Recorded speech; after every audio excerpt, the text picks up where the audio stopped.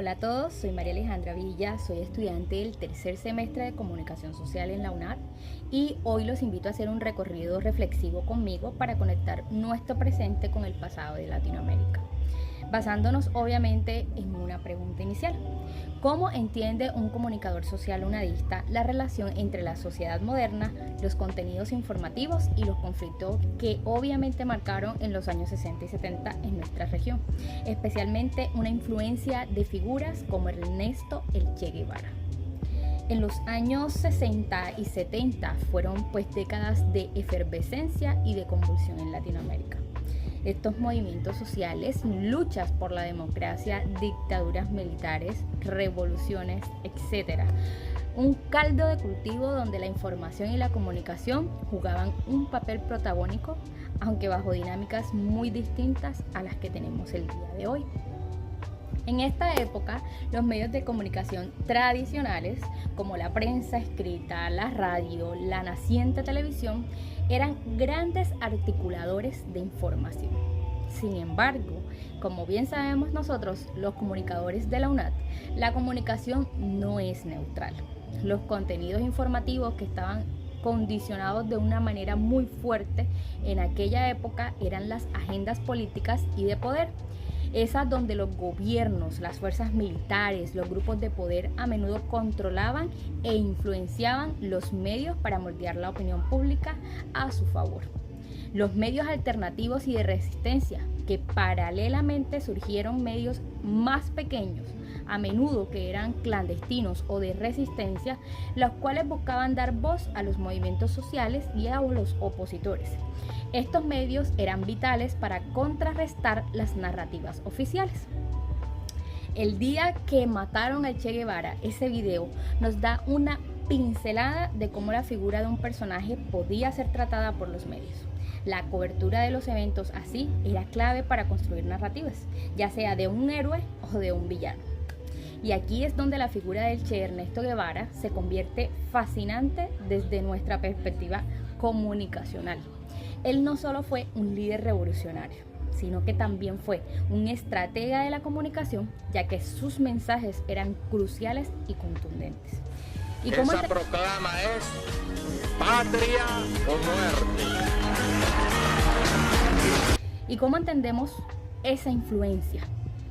¿Un héroe o un villano? Pues dependía de quien contara la historia, porque los medios de la época, dependiendo de su alineación, lo presentaban de alguna de estas dos formas.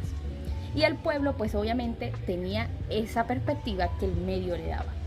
Para muchos en Latinoamérica y el mundo, el Che Guevara se convirtió en un luchador por la libertad y la justicia social. Su imagen y su mensaje de lucha contra la opresión trascendieron las fronteras y se convirtieron en un lenguaje universal. Él entendió el poder de la palabra, sus diarios, sus discursos y también el de la imagen para difundir su ideología y así movilizar a la gente. Su figura se convirtió en un contenido informativo poderoso, capaz de inspirar tanto a quienes buscaban un cambio como a quienes ya le temían a la revolución. Ahora, tú me preguntarás, ¿qué relación tiene esto con lo que vivimos hoy? Muchísimo. La era de la información ha cambiado, pero los retos igual siguen. Como comunicadores sociales miramos estas historias para entender nuestro presente. La lectura de Pelisser Alapont sobre la comunicación en la era de Trump nos da claves cruciales para conectar el pasado y el presente. La era de Trump, marcada por el uso intensivo de las redes sociales, la posverdad y la comunicación directa de los líderes con sus audiencias, tienen un eco sorprendente en las luchas de la comunicación de los años 70 y 60. Hoy, cada uno puede elegir sus fuentes de información, creando burbujas donde solo se consume contenido que confirma nuestras creencias. Esto es una versión de cómo los medios de la época reforzaban las narrativas específicas. Y al igual que el Che usó su imagen y sus consignas, hoy los líderes y los movimientos utilizan mensajes cortos, mensajes virales, que visualmente son impactantes para movilizar. La comunicación se vuelve más emocional y menos argumentativa.